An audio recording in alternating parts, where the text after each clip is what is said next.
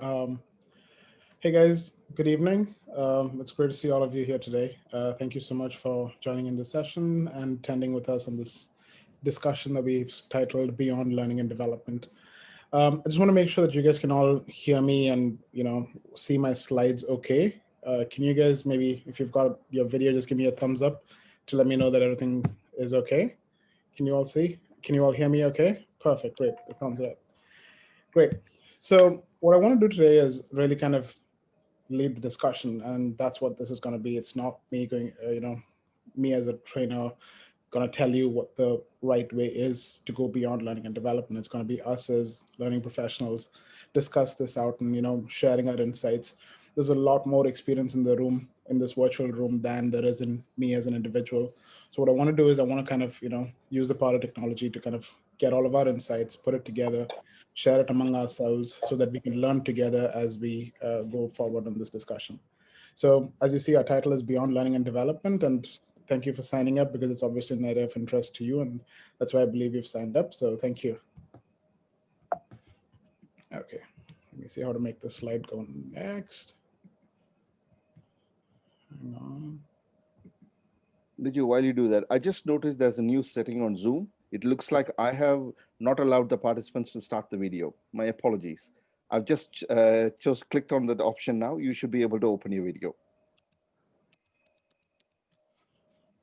Okay, good. So if you want to start your video, go ahead and do that now.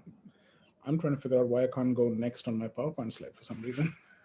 Let me figure this out. You can still see my desktop, right? No, not yet, Liju. Are you able to see anything on your screen right now? Hey, we can see your beard, but nothing else. Okay, let me try this again. Let me try to do a screen share again. Hang on. Okay. What now? Can you see my slide again? Yeah, yes, Liju. I can see. Yeah. Let me go. Wait, I can't go next to the next slide for some reason. I wonder why. Let me check my settings on the PowerPoint. Hang on, setup slideshow by speaker. Let's hope that works. Now, this is a good excuse for me to not pay you, Liju. I'm gonna assume I didn't hear that. Okay, is that? Oh yeah, perfect, great. So you can now see the session objectives. So in this session, what we really want to do is, like we said, discuss the challenges of L&D today, and that's one of the reasons that you've joined. What we want to do is use this opportunity to share the evolving role of L&D in the business today, and discuss the skills that we need as L&D professionals to kind of really, outperform our peers in this challenging market at this point, really. So before we get started, let me tell you a little bit about me. You're wondering who's this guy with his beard, sitting across on your screen. So my name is Liju. A little bit about me. I was born in Bahrain to Indian parents. I spent most of my childhood in Bahrain. I did schooling there in an Indian school. I then went to Bangalore. I spent most of my college years in Bangalore. I have a bachelor's in psychology and a master's in counseling psychology. So I'm a psychologist by qualification. Spent a couple of years doing that, after which I moved into corporate training. That was like 15 years ago. I've never really looked back after that. I think my passion is really for developing people and adding value to people's life. And that's why I love what I do. So I've been in the training profession ever since. I moved to Qatar around 5 years ago to run a training company here. I worked with Qatar Airways and Qatar Duty Free here. Right now, I'm working as a freelance consultant, working with a couple of different organizations. So that's about me. Like I said, my qualification is in psychology with a specialization in human resource development. I spend most of my time teaching and training and managing training teams. That's what I've done for the last 15 years. And I'm really passionate about training and teaching. This whole profession has kind of changed and evolved a lot more in the past 1 year. A lot of digital and blended learning has been forced on us with COVID. But even before that, almost from the last 3 years, I used to teach a course for developing trainers to improve their technology skills. Basically, Mhm. how to do webinars, how to use AR, VR, how to use video technology to create learning videos. And COVID has really kind of pushed trainers to actually apply what they learned in the last couple of years. And really, some of those areas have been quite beneficial for trainers around. My passion is basically to, in my free time, spend as much time traveling as possible. I've gotten a chance to travel to almost 20 different countries because I used to work with Qatar, which is great. It's really kind of expanded my horizons just to get to meet people from different cultures, see different places, understand how people work. I'm also working in the Middle East, working with multiple organizations. I've had a chance to work with people from different cultures. I think that I've really learned a lot more from my travels and from my interactions with people from different cultures. And that's really a little bit about me. Again, you're not here about me, you're here about the topic. So let's quickly get into it. What we're going to do today is we're going to do it a little differently. Like, typically, what we would do is we just use the polling feature in Zoom. But today, we're going to try something different. I'm hoping it works. So what I want to do is I want to get to know about you guys. So what I've done is I've set up a tool for you guys for you to participate in these polls online. So what I want you to do is if you've got a second device, like a mobile phone or something, just go to your mobile, go to the web browser and type in www.vuclap.com/liju, Liju, which is my name.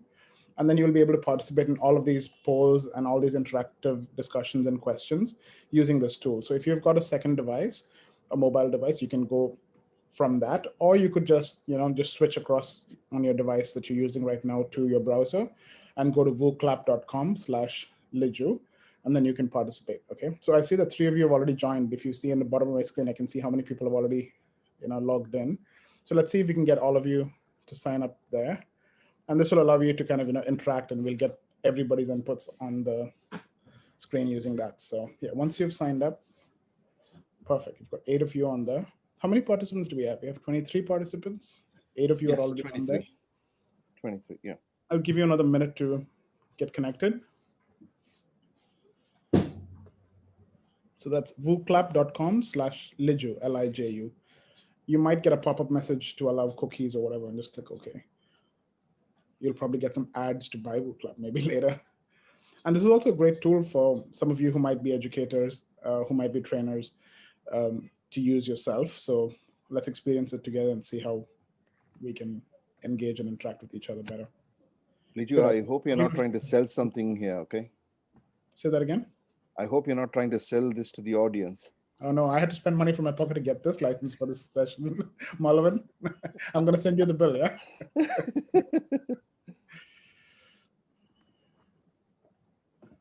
Okay, so we've got 17 people on there.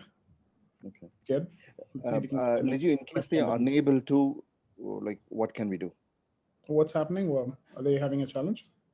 Yeah, I was just wondering, is anyone having a challenge to log into this?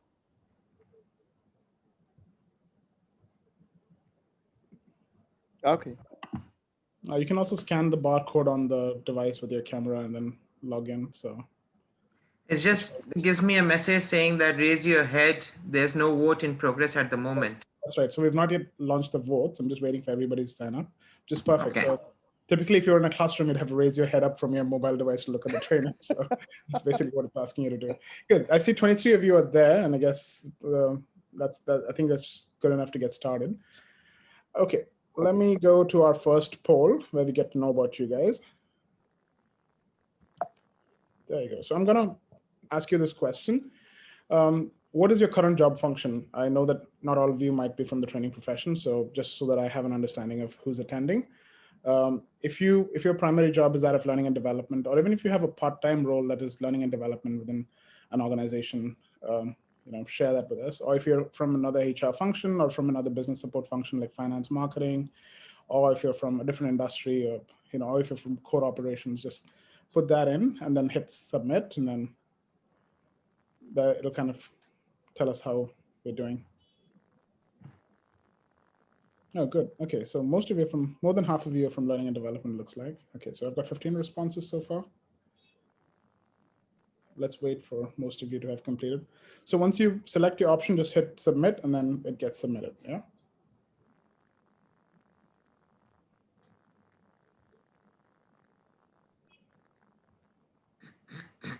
Nice. Good. I like that I can see the responses live and then everybody can participate as well. That's nice. Good. That gives me some good insight to, who's attending. Nice. I see that you figured out the annotation option. Good job. I have a few more people. I'm waiting for your response. Just hit submit if you haven't hit submit. Otherwise, I can close the poll and move to our next question. Good. So this kind of gives me an insight. So most of you are from either HR or from learning and development. So this is perfect, which really kind of allows us to, move this discussion forward. So let me go to my next question. Wait, can you guys see the results? You can, yeah? Yeah. Can everybody see the results live on the screen as I'm talking? Yes, Lee. Yes. Okay, perfect. I just wanted to know if I had to share it or something. Good. It's showing, so that's a good sign. Let's move to the next question. Okay, so you're in HR or you're in learning and development. Give me your designation just so that I can understand, what role you're in.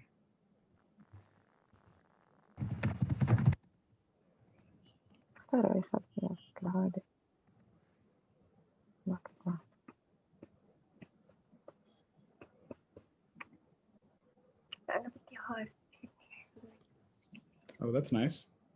So we've got a HR manager here. We've got HR facilitator here. Oh, you have a facilitator who's also in HR. You've got an L&D manager. You've got head of, wait, where was the head? Yeah, the head of is very good.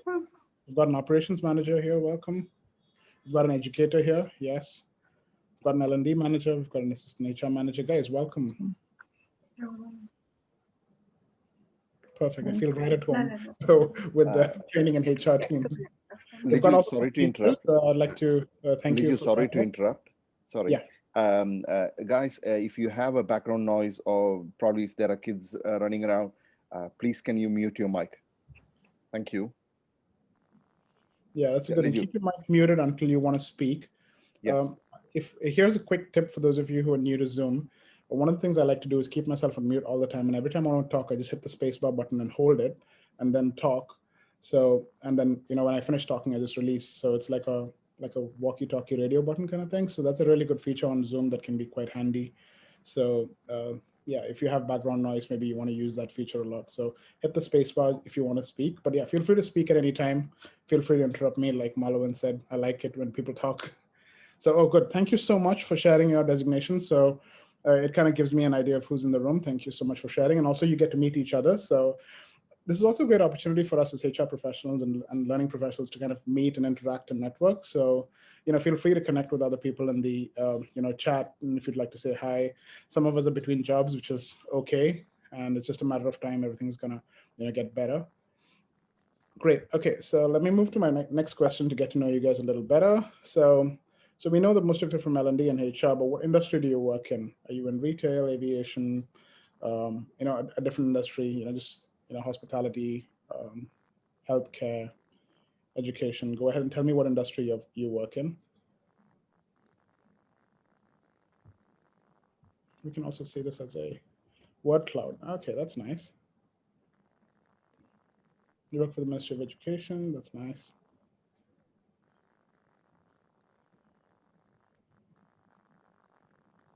Oh, great. We've got quite a few IT people here. Well, so if you have more than one response, then it appears bigger. Or if you've got people in welfare, customer experience, travel, hospitality, retail. Oh, good. We've got a good representation of most of the industries. Very nice. Good. So you can see the results in list format or in boxes like earlier, or in a word cloud. I like the word cloud. I'm gonna use that more. Good. Thank you so much. Good. That kind of gives me a good idea about the industries that you work in. So definitely this is going to be useful as we go forward in our discussion, especially when you're sharing your insights, kids. Different industries bring a lot, especially people in different industries can bring a lot of different ideas to this challenge that we're trying to understand about how do we go further from here in terms of L&D. Very good. Thank you so much for sharing. I'll move on. Good. Okay, so let's set the context, right? So here's your next question.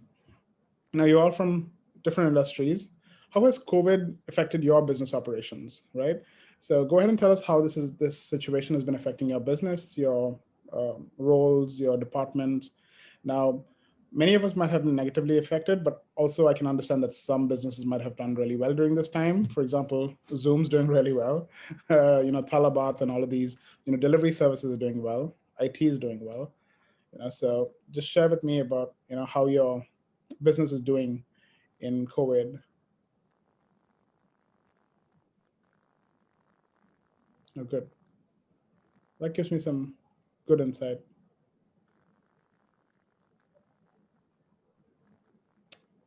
So we've got around 4 of you who've shared that it has been positive, but most of you it has had a negative impact. A few of you it hasn't had an impact because depending on your industry, that's totally understandable. Very good. That's nice. Thank you so much for sharing. And I think that's the context that we want to kind of set this conversation in and this discussion, and the fact that COVID was something that nobody expected. This wasn't something that we were prepared for. We didn't have kind of a plan in place or a manual in place on how to deal with this. We usually have manuals and you have a plan for certain kinds of crisis, but we didn't really have one for this, especially as businesses. And we've still adapted and we've become agile and we've kind of learned how to deal with it. But yeah, it's in this context that what do we do as L&D given COVID and all these situations, right? Very good. Thank you so much for sharing that. Let's move to our next question about how L&D departments have been affected. Now, how many of you know of any L&D colleagues that have been let go in the past year? This could also apply to other people who've been in training, or who had a partial role in training, for example. So want to see how. I know that discussion is going to focus a lot more on learning and development, but yeah, bear with us. Want to see how this has affected L&D. So we've got quite a few of you whose L&D departments haven't been affected. Good. Got around 5 of you who said a lot of L&D colleagues have been let go. Around 6 of you who said a few have been let go. Like, for example, I think across Qatar Airways and in Qatar, we've lost almost 30 to 40% of our training workforce, and that's a lot of people in L&D. So that's one of the reasons why we thought we need to have a session like this around, why is it that training is one of the first, teams to be affected when there's like a restructuring or when there's a budget cut or when there's a situation like this, a crisis like COVID. So thank you for sharing.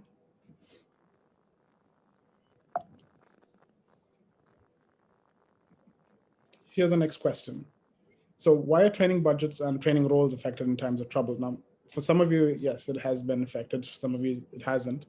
But why is it that you think training is affected, or L&D as a department is affected during times of trouble, whether that be restructuring, whether that be crisis, budget cuts? Go ahead and share with us. You can type it out in a few words, like just phrases, and then we'll see your responses, and then maybe some of you can even share. Okay, cost control, budget cuts, what's directly needed. Okay. Operations and management. Let me put that in statements. Okay, so sometimes a lack of vision. Yeah, training takes a backseat to mainline ops. Absolutely. Cost cutting. Sometimes they feel that L&D is not necessary. Budget cuts. You've got to cut somebody, so it might as well be somebody who's not critical to operations. Yeah. The old methods of training and educating people is probably one of the reasons why training is affected. So most of the organization treating training as a cost with no tangible profit. Oh, I hear what you're saying. That's right. Restraining departmental budgets, absolutely. Definitely a lack of vision. Good. That's right. Liju, looking at these answers, I think we don't need to continue the discussion. I know. I mean, everybody already kind of sees the challenge and sees the problem already. Yeah. The value of training is highly questionable. I agree. Sometimes people don't see the value of attending 2-day, 3-day training programs and then people go back and do the same thing again and again, and there's no change in the business. Yes, absolutely. Good. I see some very good, valid responses here. Thank you so much for sharing. Would anybody like to, specifically, unmute and share a little bit if you have any thoughts about, why training budgets are affected? Maybe some of you would like to elaborate on something what you've already shared.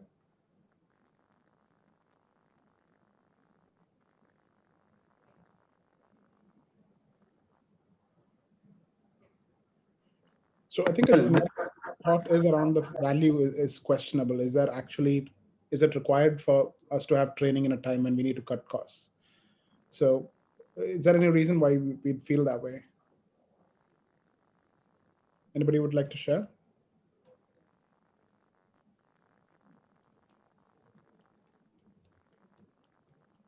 No thoughts, no inputs? Ravi, go ahead. Yes. It's a cost center, so Sorry, say that again. I didn't hear you. it's a cost center. Expense. We are giving only the expenses to the company, so that is what the lack of vision. Exactly. The training is seen as a cost, a cost center, not so much as a, revenue generator. It's not something that's going to improve, let's say, profits. It's just, it's just like a black hole where you put money in and more money in and no money in, and you don't see anything, coming out of it. But if you were to put that money into, for example, marketing or into product development or into, effective operations, they feel like, oh, that's going to bring back, and that's going to pay us back in time. And I think they don't see the value. And maybe it's our fault as learning professionals that, we've kind of created this image that we're a cost center and there's no way we can add value to the organization sometimes.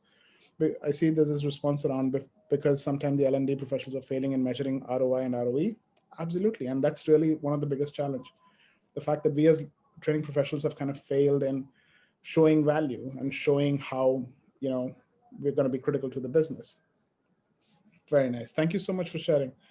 And this is what I was saying. I mean, you've got so much of experience, you've got so much of thoughts, and it's so much easier for us to just kind of, if we have a platform like this where we can share our thoughts. Everyone who's, watching this presentation is learning from each other rather than me having prepared this slide beforehand and having shared it. This is so much better, isn't it? How many of you are liking this tool that we're using right now? Are you enjoying using WooClap? And is this something that you're interested in? Do you like it? If you like it, give me a thumbs up. Good, thank you. Good. So this is one of the things that I used to teach when I was in my role at Qatar Airways around trainers, how to use technology, how to use interaction tools to use that to facilitate learning. So thank you so much for sharing. But yeah, this is one of our biggest challenges that, sometimes we don't really represent the value add to the organization effectively with business leaders. And that's one of the challenges. And that's why we're having this discussion today. Good. So let's understand why this problem is happening. So go ahead and share with me what are the top 3 goals for your L&D department for 2021. I recognize that not all of you are from L&D, but if you do have an L&D department, if there's been some discussion, or what you assume would be the top 3 goals for your L&D department for 2021, the ones that are still there. Go ahead and share what are the top 3 goals in small phrases, in short words. Go ahead and type that out in your text box.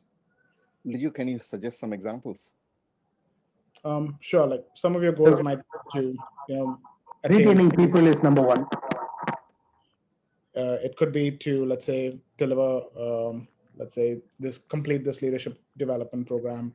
It might be to, for example, onboard 100% of new joiners. I mean, we don't have any new joiners now because of COVID. That's a different situation. If you don't have any goals established, that's okay, and you can share that as well. If you don't have any goals that have been agreed on for 2021, you might also have some pending goals from 2020. So if you've got a financial year that ends in March 2021, that's okay. You can share those as well. Okay, so we've got enhanced teaching skills.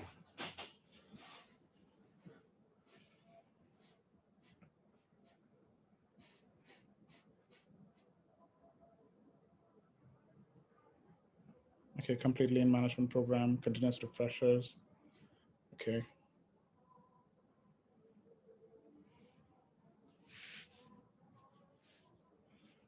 Stay relevant.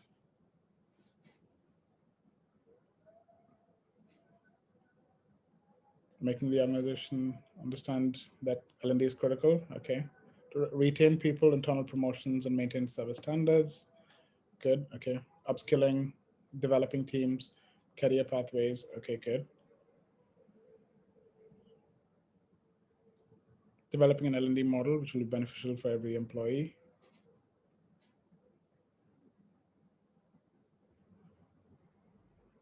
Conducting a training needs analysis and structuring a robust L&D program. Okay. Driving digital transformation in HR and using HR analytics. Very good. Okay.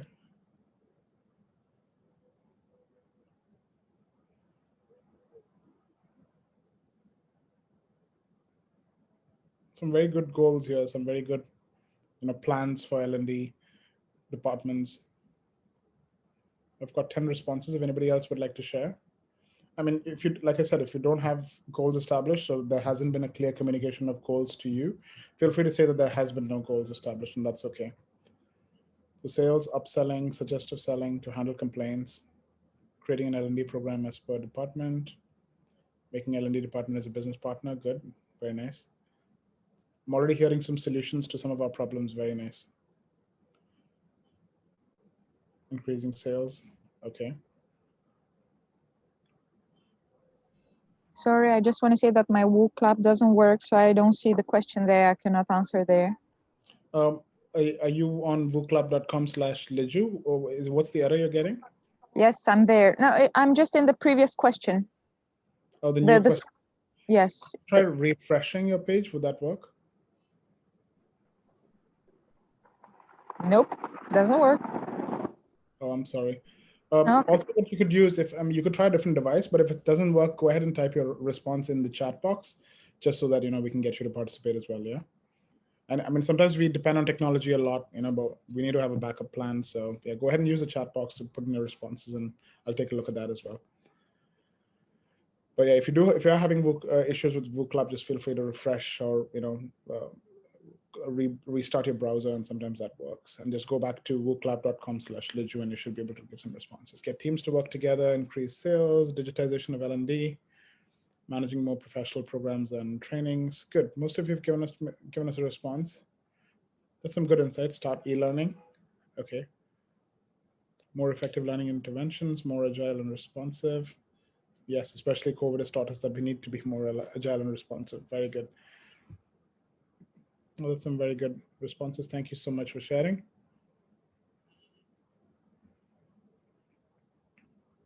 Very nice. Good. Let me go to my next question. In line with the previous question, what are our top 3 goals for the business? So now you've shared with me what are the top 3 goals for your training departments. What are the top 3 goals for your businesses this year in 2021?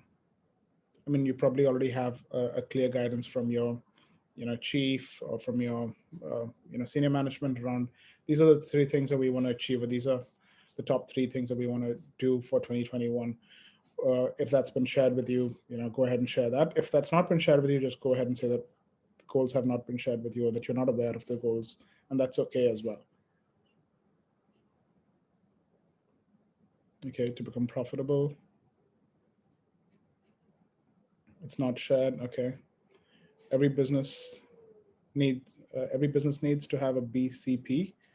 I don't know what that means. If you'd like to elaborate on that. Well, BCP means business continuity process. Okay, so you want to have a business continuity plan for every department or every business area, right? Exactly. And that's one of your goals for this year. Okay, that's very good. Driving excellence in the CE arena. I'm assuming that's customer experience, or is it something else? To retain customers and contracts, to reduce losses, to get more profit. It's okay if you're not aware, that's all right. To reduce attrition, to increase sales, to diversify. Actually, to increase diversity. Diversify would be, so yeah, we've got growth, diversification, and financial outcomes. Good, okay. New business. Any other goals for your business if you've not submitted already, 2021? So learning and development is one of your top business goals. That's good. Employee retention, I'm assuming, and staff motivation. Very good. Diversification and adapting to new challenges. Good.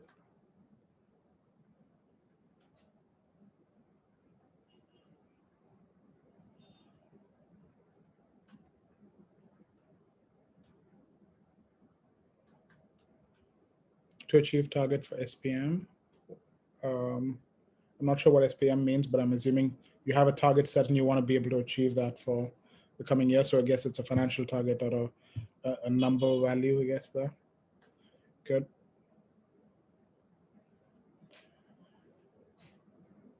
So now you can imagine why I'm asking you these two questions. Well, what are our top three goals as L&D departments, and what are the top three goals for us as a business? Because here's where most, challenges lie around that gap, right? And that brings us to our next question. How well do our L&D goals and our business goals appear to align? So sometimes L&D says, okay, this is our three things that we want to do for this year. And the business says, oh, these are the three things that we want to do this year. Is it perfectly aligned? Do these goals really contribute to these goals? Or is it somewhat aligned, or is it not aligned and it needs to be aligned? So go ahead and share that with us as well. And feel free to be honest here. I mean, because sometimes even it might be the wordings, it might be the thought process, it might be people working on these, might be different people who are working without having this prepared beforehand. So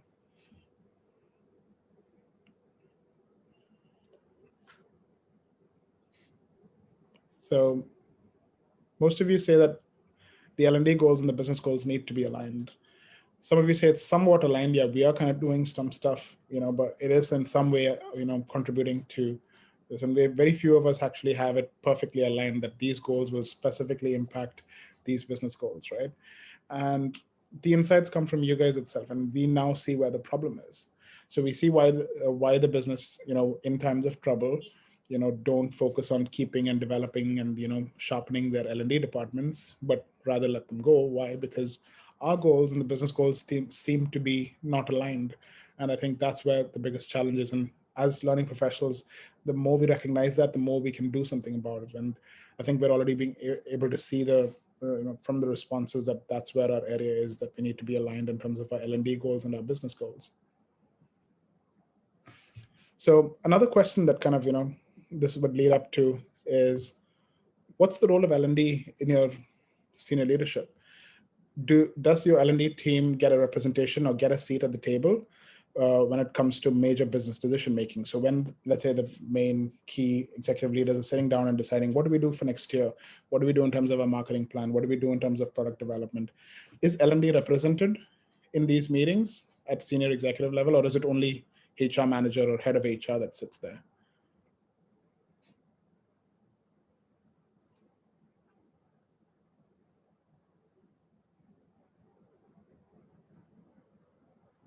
I see that most of you are saying that L&D does get a seat at the table for major decision making.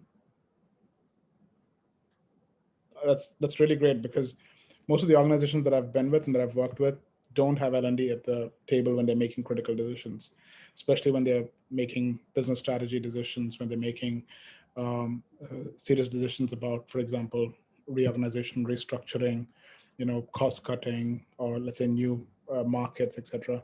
L&D is not usually at the table. It's usually HR. HR is usually always there. Marketing is always there. All of the other departments are usually represented, but L&D very rarely gets representation. But well, I guess it's great for you guys, because at least for those of you who do have a seat at the table, it's really good, and that's really one of the most important things. I see a couple of you have said that no, L&D does not get a seat at the table, which is again cause for concern, and which really sometimes is the challenge and the reason why we're not able to kind of impact senior leadership at that level. So thank you so much for sharing. Can we find out who has said yes? Absolutely, yeah. Okay, that's very relieving for me. Now I know. No, the reason I asked the question is that now I can know I can apply for a job in those companies. Absolutely, because if your L&D team is getting a seat at the leadership table with your organizations, that's a great organization to work for, because they take learning seriously and they see that learning is important. So would somebody like to share? And maybe some of you are already at that table. So some of you who answered yes, would you like to share?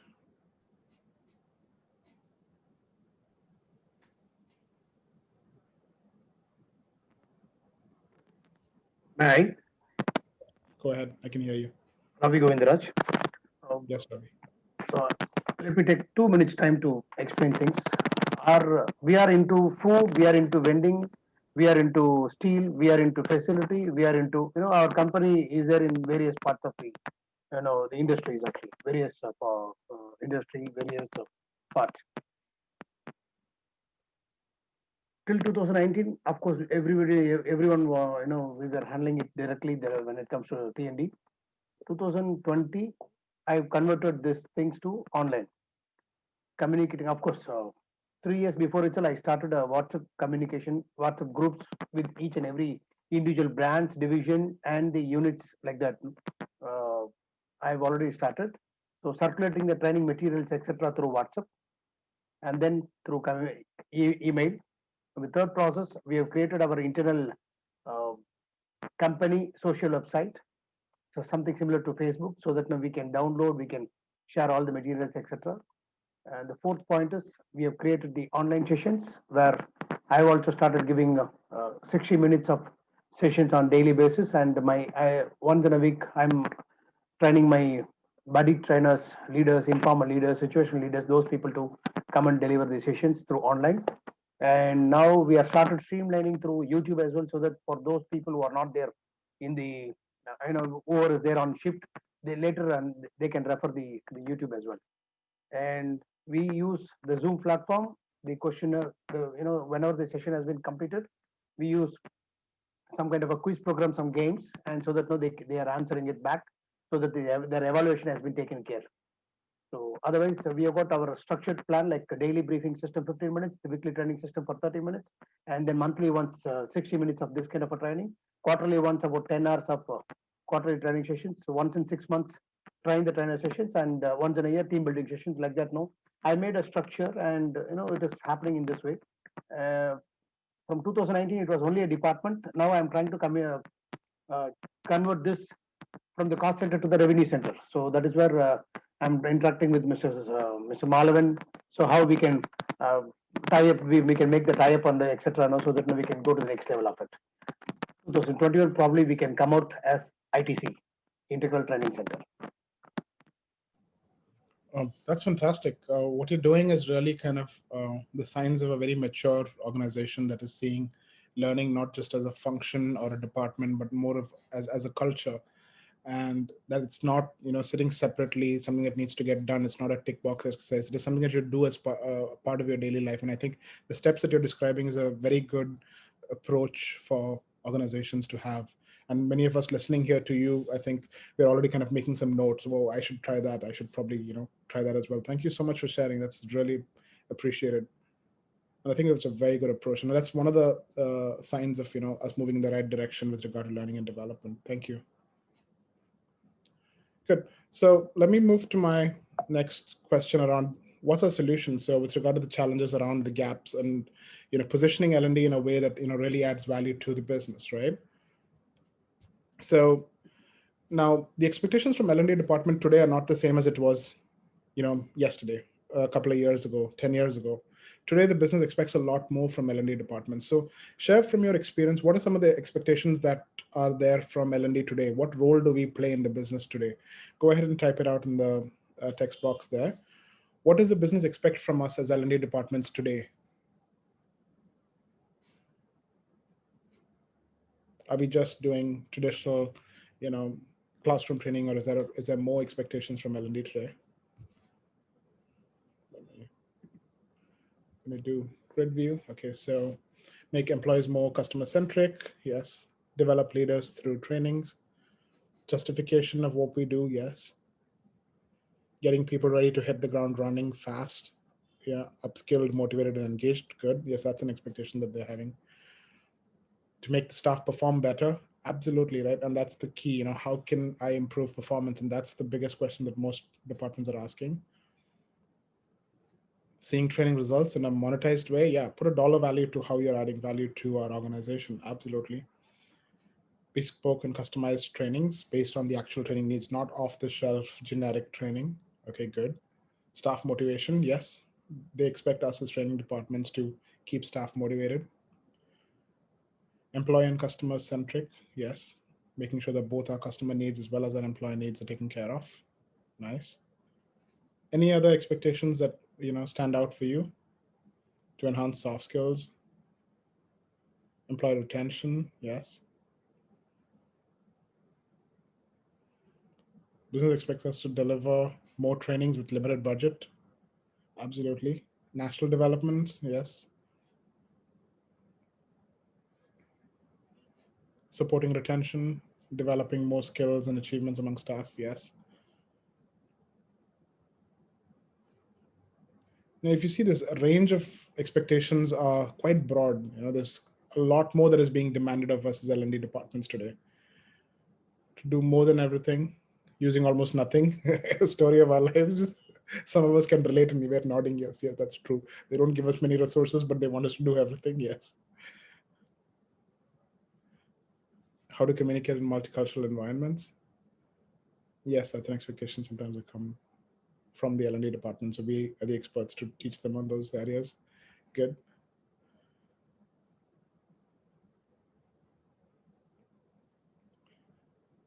And typically the expectation is not just design and deliver training, it's a lot more. And that's what I see from your responses, that typically what are training departments here to do training needs analysis, deliver the training, do the feedback form, was it great? It was beautiful. First snacks were nice.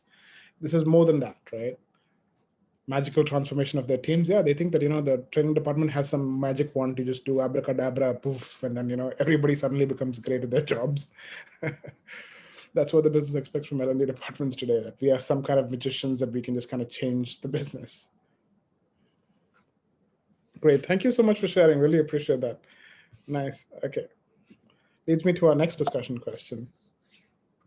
So what should we then be focusing on to meet these expectations? Now, all of those expectations that we shared around, what the business wants us to achieve, what should we be doing as a department, as a L&D department, to focus on meeting those needs? What kind of activities should we undertake? What kind of tasks should we roll out? What kind of strategies should we have to be able to achieve, to meet or exceed these expectations, right? I mean, we learn in customer service that we don't just meet expectations, we exceed expectations. So what should we be doing? What should we be focusing on as L&D departments? Go ahead and share. Good. Now you're talking the right language. Yes, to understand the ground level, really. Yeah, that's true. To understand it is reality, ground level reality. Say that again. Your voice wasn't very clear. It didn't come through. It is ground level reality. Ground level reality. Yes, to understand. In fact, that is one of the recognizable challenges that everybody complains about the training departments. That they sit in this high perch, they don't know what's going on the ground. They sit in their air-conditioned offices and create PowerPoints, but they don't really know what's going on in reality. Yeah, absolutely, I agree with you. To work closely with operations to identify top skills, competencies, knowledge, and behaviors to model. Okay, good. Having proper, clear protocols and development plans for each department. Yes, agree. Understanding what the business really needs, not just giving a TNA, but what they really need. Sometimes what they are saying out front that, we need this stress management program. And what they really need is not a stress management program. They probably need some kind of cultural change, or they need a management development program for the manager who's stressing out all of these employees. So yeah, really understanding what the business really needs. Touching on performance consulting a little bit there, very good. Measuring training impact, specifically metrics around ROI and ROE. Establishing clear baseline to measure ROI and ROE. Yes, very good. I mean, you're doing my job for me. Like you're actually, see, this is what I love about sessions that we facilitate with professionals. You guys already have the answer to all of these problems, and the moment we're able to bring that together, we're all able to learn from each other. We need employees motivated to meet magnificent customer service. Great. Good collaboration and teamwork. Yes. To explain the importance of trainings, why it is required and how it can benefit them. Yes, and sometimes we don't do justice to that role of actually explaining what is the role of training and how that can add value. And we sometimes over-promise and under-deliver. Understanding the needs of the business and employees to meet the objective of the training program each time. Yes, that's true. And sometimes we state the objective. The objective is on a slide, but it's not in reality. And that's really where the business sometimes challenges us. You said that, by the end of this training program, you will be able to do this. But these fellows, they went for the training. After your training, they've come back and they're still doing the same nonsense they used to do before. They've not, improved at all. And then So we say, oh no, it was there in the PowerPoint slide, so it should have been done. And that's really the key, right? How do we make sure that we meet those objectives? What kind of mechanisms do we have to go and assess those objectives, whether they've been met or not? Do we need to change our training program? Do we need to look at a more holistic approach than just training itself? And sometimes they say, when you have a hammer in your hand, every problem looks like a nail. So when training is your only tool, then every problem you think, hammer is your training is the only way to solve that problem. And sometimes training is not the solution to a problem. And being able to understand that and recognize it as L&D professionals is very important. Bringing in the fish training module. Tell me a little bit about the fish training module. I'm not sure I understand what that means. Can you elaborate on fish training? I don't know who shared that, if you'd like to share. It's about a team of fishmongers that they have got in San Francisco, and how exactly they go ahead and they treat their customers every day, and what exactly is the type. Is that the high energy, high, like they're so Absolutely, absolutely, absolutely, Passion. That's right. Yeah, I think I remember seeing the video, like, wow, that was like 10, 12 years ago. But yeah, that the model of that video and really the story that you learn from that is being passionate about your job. And you can't just be, not passionate about your job. You got to bring in that energy. You got to bring in that conviction around what you're selling in terms of, training, in terms of developing people. And that fish, that approach really is really key. And sometimes we as learning professionals have forgotten what it means to be passionate about something like that. I thank you so much for sharing that. When Mr. Tanvir was talking about the fish theory, I got something else also, keeping a shark there so that fishes are alive. Say that again, keeping what so that the fishes are alive? Keeping a shark in the same bowl. That's a good one. Thank you so much for sharing. Really appreciate it. Good. After analyzing the requirement, changing your approach as well. I mean, that's it. You've really hit the nail on the head. I mean, I'm using too many tool analogies right now, but yeah. And sometimes we don't have the right solution. Sometimes the training is not successful, and that's okay for us to sometimes admit that we're wrong and then try something different. Sometimes we have to change our approach, and the ability to recognize and appreciate failure and the fact that we learn from those is something that we as L&D departments need to learn. Thank you so much for sharing some really good insight that is coming from the team today. Thank you very much. Good. I'll move on to the next discussion question. I know we're running out of time.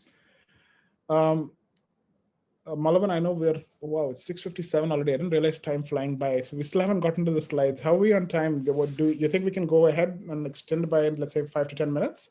I think 10 minutes should be fine. Okay, let me just run through the additional questions, and then,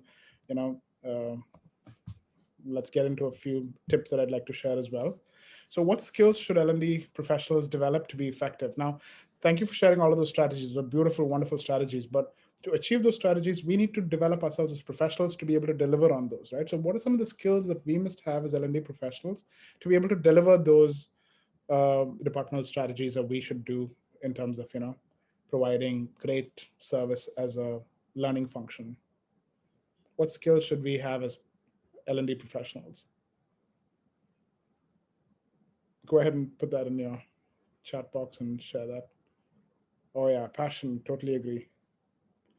We need to be consultative, we need to be persuasive, we need to be informed and relevant. 100% agree. And some of these things you can't really learn on a course, and it's something that we have to kind of build. I agree entirely. Negotiation skills, yes, very true. You think only procurement team requires negotiation? A lot of training departments need negotiation skills, I agree. Setting clear expectations to business departments, very nice. Being on fire. Field experience, absolutely, we need to know what we're doing. Listening skills, agree. Interpersonal skills, technology, yes, absolutely. We need to learn. We need to know how to use technology and how to improve on technology. Very good. To be motivated, to understand the business better. Oh yeah, you're preaching to the choir. Like, this is amazing. Business acumen, empathy, partnering with the business. Yes, absolutely. Around business partnership, our role is not just as a learning delivery person, but actually a learning partner. Yes, very good. Knowing the business, not only knowing about the department. Yes. And that's one of the biggest failures of L&D professionals. They only know about training and they don't know about how business runs. And you're absolutely right on that. A clear understanding of business needs, very good. excellent delivery skill and involvement of the audience. Absolutely, as a facilitator, that is a skill that you must definitely be keeping up, keeping abreast by using technology and other training methods. Very good. Superb. Some very beautiful answers, very, very valuable insight that is being shared. And thank you so much for sharing, because like I keep reinforcing, we learn more from each other, and I'm learning from you as I'm going through some of these insights that you're sharing today.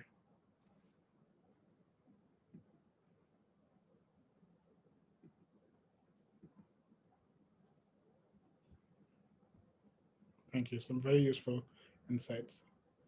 Good. Let me move to my next question. This is a quick, easy one for you. Do you think the future of L&D will be more classroom or more digital? Oh, someone's already, oh yeah, more digital. Oh, sorry about the typo. It says more digital. I don't have option of 50-50. I mean, this was like an obvious question, isn't it? This also goes to reinforce some of those skills that we were talking about in the previous slide.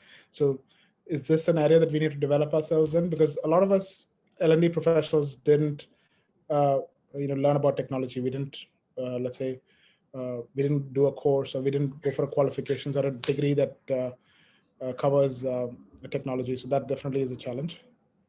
So good. So everyone thinks it's going to be more digital. So again, keep that in mind, because if you're developing our skills, that's another area that we want to focus on, more digital skills. Good.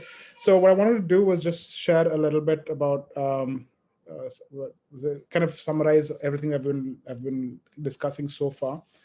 So the traditional role of learning and development has been conducting training needs analysis, delivering content, induction training, managing all of these training events, developing content, compliance training, e-learning, feedback, collection after the training on, whether it's gone well or not. Some people have gone to the level 2s and level 3 feedback, but typically this is what the traditional role of learning and development has looked like over the last many years. If you agree with me, just give me a thumbs up. Does that sound right? Thank you. However, now this traditional role of learning and development is evolving, and it's changing a lot. And from your discussions also that we're already getting some of these inputs. A lot of now the departments are expecting us to play a role in employee engagement. You already shared that. There's a lot of push towards continuous learning and learning on the job. There's always a push towards learning culture and improving learning as not just as a department, but as something that happens, constantly, no matter what you're doing. There's a lot of push towards analytics and data. There's this focus on business partnering. A lot of you already shared that. Thank you so much. There's definitely a focus on performance improvement and actually showing measurable improvement in performance. There's also a focus on online and blended learning approaches and the ability to demonstrate business impact. And that's really the challenge today. So this evolving role now, in fact, as I look at these points, every single one of these points you've actually covered in your discussions. And I'm just kind of recapping it all for you today. So in this evolving role of learning and development, what worked for us 1 year ago, 2 years ago, is not going to work for us in 2021 and 2022. 5 years from now, maybe 10 years from now, we don't even know what the L&D department role is going to even look like. And if you're not, willing to be changed, if you're not willing to adapt, be flexible, agile, like you guys said, we're really going to be, left behind, and we are so much more so going to suffer the brunt of, let's say, cost cutting or restructuring or, crisis management. And that's really one of the challenges that we want to address today. But how do we do that? How do we ensure that we are prepared for this evolving role? I don't know how many of you are familiar with the ATD talent development capability model. This is an updated model that was updated in 2020, actually early 2020, towards the end of 2019. However, I feel like this really kind of is a good model for us to, as learning professionals, kind of focus on in terms of building our capability. Now, ATD talks about 3 different areas of development for learning professionals. One is around personal capability, the other is around professional capability. But the most important thing, I think, which is least focused on, is around impacting organizational capability. And that's really what we've been discussing today so far. Specifically around building personal capability, it usually is around communication skills, emotional intelligence, decision making, collaboration, We already talked about some of these as skills that we need to develop, right? But also cultural awareness and inclusion. Some of you shared that. Project management, that's another skill that we as L&D professionals need to develop. Compliance and ethical behavior, definitely an area that we need to develop. And lifelong learning. Us as learning professionals, if you're not learning lifelong, this is definitely something that we're missing out. So these are some of the skills that are prescribed by ATD that we need to focus on to develop ourselves. If you're doing workshops, if you're doing self-learning, LinkedIn learning, whatever tools that we're using to learn online, these are some of the core skills we must have in terms of personal capability. In terms of professional capability around the profession of learning, we need to know about the learning sciences. We need to know about instructional design. We need to know about training, delivery, and facilitation, technology application, especially in with COVID and this new situation of digital learning, knowledge management as an organization, managing the organization's knowledge, career and leadership development, coaching, evaluating impact. A lot of us, constantly strive to get certifications on these professional areas, which is great. We need to keep doing that. But more so, the most important thing today, I think we need to really focus on is this orange section around impacting organizational capability. And here is where sometimes we have the first two. We have great personal capability, we have great professional capability, but we're not able to connect to the organization and show value because we don't have these capabilities. And here, ATD prescribes business insight. This is extremely important. I'll talk a little bit about that in a bit. Consulting and business partnering, some of you shared that. Organization development and culture, a talent strategy and management as part of integrated talent management, performance improvement, actual measurable performance improvement, evaluation of that, and how you can improve it. Change management, being part of change management projects or change management within your organization, that's a big role for L&D that needs to kind of really come out, but we've not really been there so far. Data and analytics, us as learning departments being able to actually show data and analytics around learning. I mean, marketing does that really well, sales does that really well, but why not L&D? And then just in terms of future readiness. Now, you can go and learn online on this. There is an actual, if you go to the ATD talent development website, you can actually go on and do an assessment of these competencies for yourself. You can rate yourselves. There are a bunch of questions, assessments that you can do, which will kind of give you a rating on these areas, and then also recommend for you certain resources that you can use to improve your skills in these areas. Like one of the things that really stood out for me, like for example, in business insight, now each of these areas have specific skills and behaviors that you can develop. So let me take an example of business insight, right? So business insight looks something like this.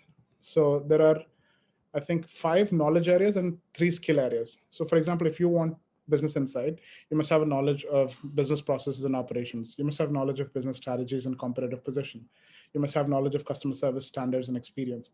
You must have knowledge of how learning contributes to the competitive advantage of the business. You must have a knowledge of financial management and financial management principles and functions. So these are all workshops that we could do to improve our skills on business insight. And as a learning professional, sometimes we've ignored developing ourselves in these areas. And so these are the things that we need to know about. In terms of skills, we need skills in managing budgets and resources. We need skills in creating business cases for learning initiatives. Definitely very important. And skills in communicating business and financial information. And these are some of the things ATD addresses and talks about and gives resources to develop. Like this, you will find these in each of these different areas on the talent development capability model website. I'm happy to share that with you. I know we're running out of time and you need to be able to go back. But I want to leave you with this link. It's called tdcapability.org. And us as learning professionals, having discussed all of these things, if we want to be prepared for tomorrow, this is the way. We have to develop our TD capability. We have to go and find out what are the areas that we really need to kind of strengthen ourselves and focus on that. So feel free to go and check on that website. One last poll before you going back onto your mobile devices. So from that list of organizational capability areas, which do you think would be the most useful for you in your organization? So we talked about business insight, business partnering, organization development, talent strategy, performance improvement, change management, data and analytics. So select which would be the most important among all of these for you in your organization. And let's see which ones stand out the most.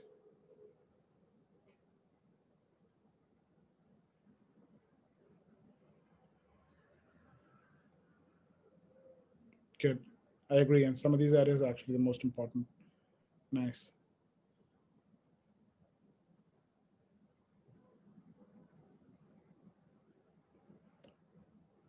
Thank you so much for sharing.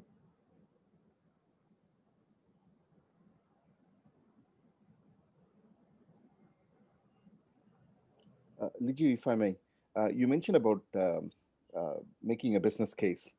Mhm. How urgent or how critical is it right now that every L&D person should be able to make a business case? Well, let's open it up to the audience. How important do you think it is? Go ahead and type out your response in the chat box, or feel free to just Or unmute yourself and share. yeah, I think it'll be better if some can speak. I think very few of us know how to use business cases effectively, and I think it's a very powerful tool. What do you think?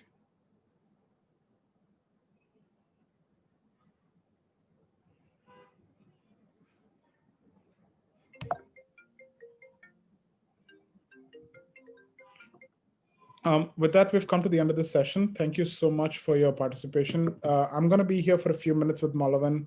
I'll be happy to take any questions or any discussion that you'd like to have. I know that we've kind of gone over time by 10 minutes, but we're happy to stay back and have a chat in some of these areas. And we are always available at Serendib Training to kind of support you in any of your learning initiatives. Also to develop yourself as learning professionals. I'm happy to share with you some of the resources that have really helped me grow. But really appreciate your participation today, and thank you so much for sharing some really valuable insights through those two, polls today. And if you're interested in more in finding out about the tool that I used, which it was called WooClap, there are many more tools like that. You can use PollEV, Answer Garden, Mentimeter. There's a lot of tools that can allow you to do what I did today, both in a classroom setting as well as an online setting. So feel free to try to use that more. But otherwise, thank you so much for your participation. But we're going to be around to take some questions or hear from you and any. Can I make a proposal? Absolutely.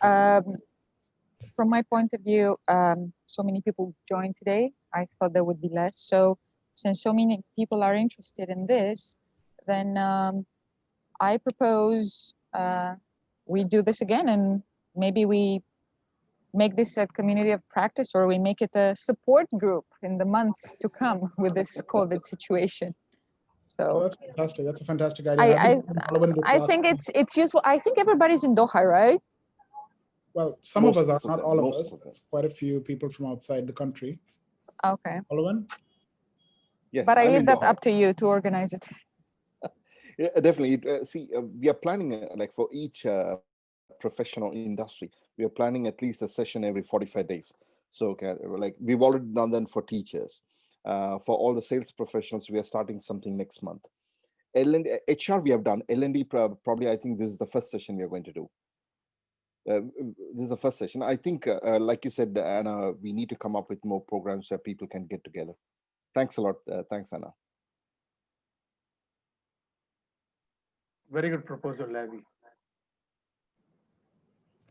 I think anything that helps us is learning, and I've seen it in Qatar and especially in the Middle East, there aren't a lot of opportunities for L&D professionals to grow, both in terms of qualifications, experience, expertise, and especially a community of practice where we can learn from each other. And I think definitely there's some value there. And if you're interested, I'm sure there's something that we can get started, and Malavan can kind of take a lead on that. But unfortunately, Liju, I think L&D is like an afterthought for many people. Like, see, I'm in business development. I'm not exactly an L&D professional, and that's how I met most of you. So when we go in for client meetings, some are very receptive, but you always get the odd ones out there where they say, "Why do we need training? If they are not that good, why should we have to hire them? We'll just fire them and get new people." I'm sure some of you would have encountered the same problem. Unfortunately, they are the ones, right on top of the food chain, and they are making decisions for us. I think we need to fight our way back, as in order to justify. But they don't know the cost of hiring. That's why they say that, because they don't calculate the cost of hiring and firing. Absolutely, I completely agree with you. It's just completely left out. It's very sad. I think like something similar happened with the HR function. I think a few years ago, where they had to completely relaunch and make themselves more relevant. I think as L&D, we need to do that as well. Make everybody understand without L&D, they are not going to survive. It's with great difficulty companies are surviving, but they cannot survive another pandemic, another crisis, isn't it? People have to, yeah, it's quite evident in sales. I mean, you have half the sales team now, and they're going around selling with the same set of skills they've been having all these years. And now they're supposed to, increase, perform better. How is that going to happen? I think everyone has the same dilemma, mentally stressed. Very true. Guys, please feel free to share. This is the end of the session. Okay, share your thoughts. If anything can be done differently, probably in your company, you may have adopted a certain strategy where every department is considering you very important. If there's something, please give us an insight for the benefit of the audience. How about you, Anna? Okay. Yes, yourself. Yes, Anna. All right. I didn't really get the question. No, I mean, what I was suggesting is like some of you, like who said that you have a seat at the management table where everyone is considering you very important. Whenever they make a management decision, they want L&D to be part of that decision. Probably you have earned that seat. You have done something differently in order to earn that seat. Probably you can give us an insight. Okay, what have you done differently so that the other L&D participants here can actually learn from that experience? In my case, it was actually the opposite. L&D never had a seat. I think Okay. it still doesn't. So I'm I'm willing to listen from the other colleagues here. Okay. Actually, in the organization that I was in, HR did not have a seat. So Wow. and L&D was under HR. So It's during always under HR. during my tenure, I saw 3 bosses, 3 HR directors. Wow. So I don't really have much to share about that experience. Okay. But thanks for being honest. I would really like to hear from the other people, and I would really like to learn from them. Yes. I would like to share something. I think I was fortunate enough to be in an L&D team or in an organization which always considered L&D as a part of a project. So, for example, I was working for Vodafone Qatar earlier, and L&D was always a part of a new launch product or new service. They included us as a business partner, even though we didn't have any tangible results, but they always included L&D in terms of training, how to deliver it, be a part of project management. And after Vodafone Qatar, I was working for a bank, and L&D was a part of quarterly business meeting. So it was considered important in terms of whenever they're launching some service, or for example, changing policies, or changing or maybe developing people, or launching a new product. So L&D was always a part of executive meetings. So I was fortunate in this scenario, to be honest. L&D was always included because, yes, L&D was under HR, but we had HR separately as well, L&D separate.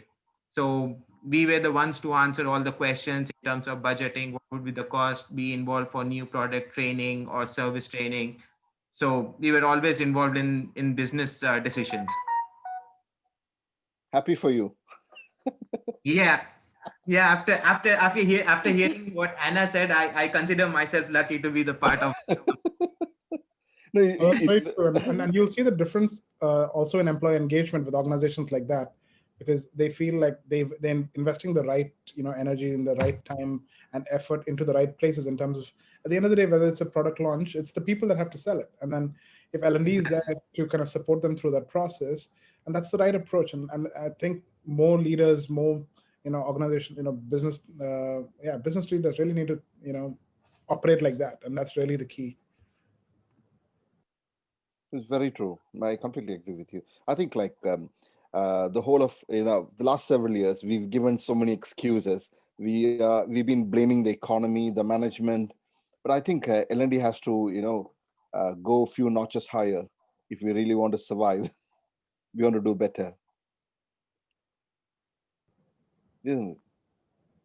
Excellent. Can I ask a question to yes, please. to all the participants here? Has anybody experienced being in an organization that sees L&D and sees the development of people in the same way that they would see it if they were not expats? In the sense of, this is L&D for expats, and this is L&D for people who are born and will die here, and they want to make a 8-year career in this company. If anybody could share, we And have I to hope end you're in not a laughing mode, you know. And I hope you're not putting me in trouble, and me and Liju. Now, that's a good question. That's a good question, actually. I think I would like to share my experience. When I joined the bank, they were quite adamant about training expats. So I had to work around something so that even expats are happy, because, okay, yes, national development is very important. Considering we are in a foreign country, nationals are always given a priority. But at the same time, I used to play around, like saying that, okay, we are conducting a training for nationals. At the same times, I used to include expats, telling them that, okay, we need at least 15 to 12 people. We will consider, most of them will be considering as expats, say for example 60% nationals and 40% expats. So yes, to answer your question, we've had few problems when I took a request for an expat training. I had a setback. I was pushed back. I was told that no, it's too expensive. And whenever I took it, when I say that I'm trying to develop a national, I was approved. It's honestly, it's here. You know this. Everyone knows about this. So what I used to do is I used to just do a mix and match. I used to enroll few expats as well as some nationals. So it's just that you just have to know how to do it. I mean, if you just tell them that you are training an expat, you would obviously hear a no, no matter which company it is. And I'm sure everyone has experienced this. I'm not the only one. Am I? Thanks for your answer. Very good training secrets coming out. As long you guys don't name the company, I'm safe. No, which is really true. I mean, that's that, and I think that's the value of us as learning professionals, sharing and really kind of building each other up and kind of giving, because some of the solutions that have worked for me might work for you, and just the ability to kind of share that and have a conversation is actually quite valuable. I'm glad that this training has given us the opportunity to kind of connect that way, and I think we need to have more of these going forward. Definitely there's something that we can learn from each other around different techniques and strategies and shortcuts to find our ways around some of these more practical problems in terms of training. Indeed. Excellent. I think everyone's tired. For the ones who are sticking around, one of our next sessions, I think probably it's going to be during the first, maybe towards the end of the month or early next month. The program that me and Liju have designed is on how developing teams in an innovative way can actually help the businesses. Because what we found is due to the crisis, kind of teams are kind of disintegrated. You have new members coming in and they're not working together. So we thought, okay, probably why don't we run a discussion based on this so that the line manager, the team leader, we can equip them with some suggestions which can help the companies perform better. So I will, once it's fully designed, we have the flyer ready, we'll send out the invitations to everybody. It's a free session. So we are a very charitable company. We don't want to charge you guys yet. Okay, so we'll send out the invitations. Please join in and get some of your team leaders to join as well. That will be very helpful. So if that's all, we can wind up. Unfortunately, we can't serve you dinner tonight. So you got to be, Anna, that's a beautiful background. Are you at a restaurant?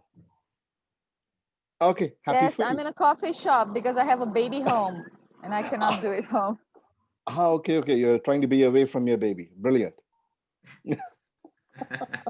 Good, man. Okay, that's all from my side. Guys, good night. Please be in touch with us. I'm going to send you an email with a recording, and you can reply the mail with a name that has to go on your certificate. No? Okay. Good night, guys. Thank you. Thank Bye. you all very much. Take care. Bye bye. Good night. Thank Thank you you very so much. much,